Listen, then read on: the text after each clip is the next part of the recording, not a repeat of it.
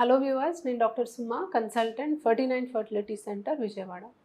మగవాళ్ళలో సంతానలేమి సమస్యలుకి కారణాలు ఈ మధ్య ఎక్కువ చూస్తున్నాం. సో హస్బెండ్ వైఫ్ ఇద్దరూ మా దగ్గరికి ప్రెగ్నెన్సీ రావట్లేదు అని వచ్చినప్పుడు మగవాళ్ళలో మోస్ట్ కామన్గా చేసేది వీర్యకణాల పరీక్ష. వీర్యకణాల పరీక్ష చేసినప్పుడు వాళ్ళకి వీర్యంలో కౌంట్ బాగా తక్కువ ఉండడం, మొటిలిటీ బాగా తక్కువ ఉండడం అనేది కామన్గా గమనిస్తూ ఉంటాం. సో ఇలాంటి రిపోర్ట్ వచ్చినప్పుడు చాలా కామన్గా, మేడం మేము స్మోక్ చేయము, మేము డ్రింక్ చేయము, హెల్దీ ఫుడే తీసుకుంటున్నాము, రెగ్యులర్గా ఎక్సర్సైజ్ చేస్తున్నాము, ఎక్కువ బరువు కూడా ఎక్కువ లేము, నార్మల్ వెయిట్నే మెయింటైన్ చేస్తున్నాము, మరి ఎటువంటి బ్యాడ్ హ్యాబిట్స్ లేకపోయినా కూడా మాకు ఎందుకు స్పర్మ్ కౌంట్ అనేది ఇంత తక్కువ ఉంది, లేకపోతే ఎందుకు మొటిలిటీ ఇంత తక్కువ ఉంది అనేది అడుగుతూ ఉంటారండి. సో లైఫ్ స్టైల్ చాలా చాలా ఇంపార్టెంట్ అండి. స్పర్మ్ పారామీటర్స్ మీద లైఫ్ స్టైల్ యొక్క ఎఫెక్ట్ అనేది చాలా ఎక్కువ ఉంటుంది. బట్ అది ఒక్కటే ప్రాబ్లం అనేది కాదండి. సో మీరు ఎంత హెల్దీ లైఫ్ స్టైల్ లీడ్ చేసినా కూడా కొన్ని కొన్ని ప్రాబ్లమ్స్ ఉండొచ్చు.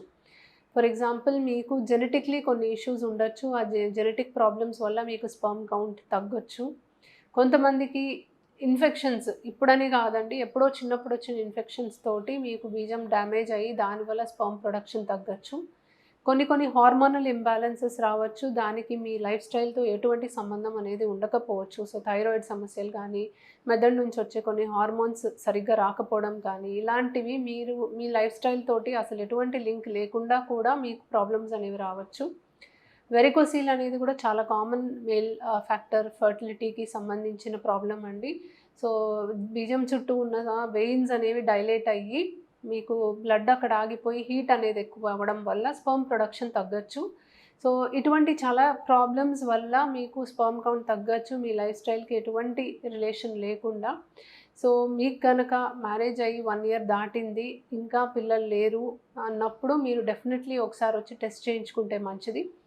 మేము హెల్తీగానే ఉన్నాము, హెల్తీ లైఫ్ స్టైల్ లీడ్ చేస్తున్నాము కాబట్టి ఏ ప్రాబ్లం ఉండదు అని పోస్ట్పోన్ చేయకూడదు. ఎందుకంటే ఏదన్నా సమస్యని మనము త్వరగా కనిపెడితే దానికి ట్రీట్మెంట్ కూడా సింపుల్గానే ఉంటుంది.